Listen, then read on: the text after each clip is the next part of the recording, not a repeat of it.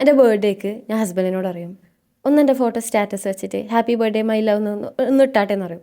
ഇപ്പോൾ പറയും അതിൻ്റെ കാര്യം എന്താ, ഞാൻ ഡയറക്റ്റിനോട് പറഞ്ഞല്ലോ ഹാപ്പി ബർത്ത്ഡേ മൈ ലവ്. ഞാൻ പറയും അങ്ങനല്ല, നിങ്ങളൊന്ന് സ്റ്റാറ്റസ് സ്റ്റോറിയൊക്കെ വെക്ക്. മൂപ്പര് പറയും അതിന് ഞാൻ ബാക്കിയുള്ളവരെ കാണിക്കുന്ന എൻ്റെ വൈഫിൻ്റെ ബർത്ത്ഡേ ആണെന്നൊക്കെ. ഞാൻ പറയും ബാക്കിയുള്ളവരെ കാണിക്കാനല്ല, എനിക്ക് കാണാൻ വേണ്ടിയിട്ടാ.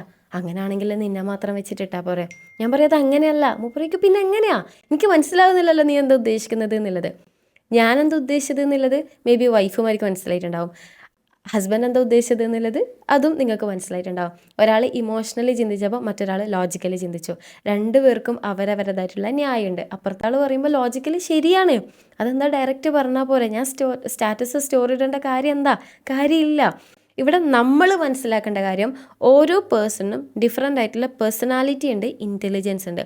ചിലർ എല്ലാം ലോജിക്കലായിട്ട് ചിന്തിക്കുന്നവരാണ്, അതവർക്ക് ഇൻബോണായിട്ട് കിട്ടിയിട്ടുള്ളതാ. പല പുരുഷന്മാരും എല്ലാവരും എന്ന് പറയുന്നില്ല, പലരും ലോജിക്കലായിട്ട് ചിന്തിക്കുന്ന ആൾക്കാരാണ്.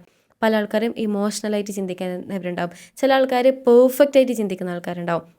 ഓരോരാൾ ഡിഫറെൻറ്റാണ്. ചിലപ്പോൾ ഞാനൊരു പ്രശ്നം പറയുമ്പം എൻ്റെ ഹസ്ബൻഡ് അതിലേക്ക് ഇൻവോൾവ് ചെയ്യാത്തത് അവർക്ക് നമ്മളോട് വാല്യൂ ഇല്ലാത്തത് കൊണ്ടായിരിക്കില്ല. അവരൊരു പീസ് മേക്കർ അല്ലെങ്കിൽ എസ്കേപ്പിസം പേഴ്സണാലിറ്റി ഉള്ള ആൾക്കാരായിരിക്കും. അത് അവരുടെ തെറ്റായിരിക്കും, ശരിയായിരിക്കാം. ബട്ട് അവർ പോലും അറിയാതെ അവരുടെ മൈൻഡ് വർക്ക് ചെയ്യുന്നത് പ്രശ്നങ്ങളിൽ നിന്നും എസ്കേപ്പ് ചെയ്യാൻ വേണ്ടിയിട്ടാണ്, ഇൻവോൾവ് ചെയ്യാൻ വേണ്ടിയിട്ട്. അവരുടെ മൈൻഡും ബ്രെയിനും റെഡി ആവില്ല. അപ്പോൾ നമുക്കത് ഡിസ്റ്റർബായിട്ട് തോന്നുന്നതിന് പകരം നമ്മൾ ആ ഒരു പേഴ്സൺ അങ്ങനെ അണ്ടർസ്റ്റാൻഡ് ചെയ്തിട്ടുണ്ടെങ്കിൽ കുറച്ചും കൂടി റിലേഷൻഷിപ്പ് ബെറ്റർ ആയിരിക്കും. ചില ആൾക്കാർ പെർഫെക്റ്റ് ആയിരിക്കും. ഈ പെർഫെക്ഷനിസ്റ്റ് ഉള്ള ആൾക്കാരെ സംബന്ധിച്ചിടത്തോളം I am okay you are not okay എന്നുള്ളതാണ് മെജോറിറ്റി അവരുടെ ഒരു തിയറി.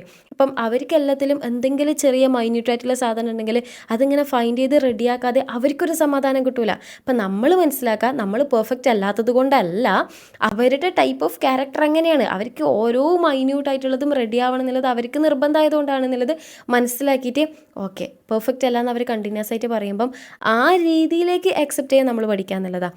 ഇനി എന്ന് വെച്ചിട്ട് ബാക്കിയുള്ളവർ തെറ്റ് ചെയ്യുന്ന ന്യായീകരിക്കല്ല ചെയ്യുന്നത്. അവരും ഇത് റിയലൈസ് ചെയ്യണം, ഞാനൊരു പെർഫെക്ഷനിസ്റ്റ് പേഴ്സണാലിറ്റി ആയതുകൊണ്ടാണ് എനിക്ക് എല്ലാത്തിലും ഇങ്ങനെയുള്ള തെറ്റ് കാണുന്നത്.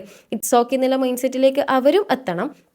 ഇനി ചില ആൾക്കാർ ലോജിക്കലായിട്ടുള്ള ആൾക്കാരായിരിക്കും. അവർക്ക് ചിലപ്പം എന്തിനാ ഇങ്ങനെയൊക്കെ ചെയ്യുന്നത്, കാര്യങ്ങൾ കൃത്യമായിട്ട് ചെയ്തു കൊടുക്കുക.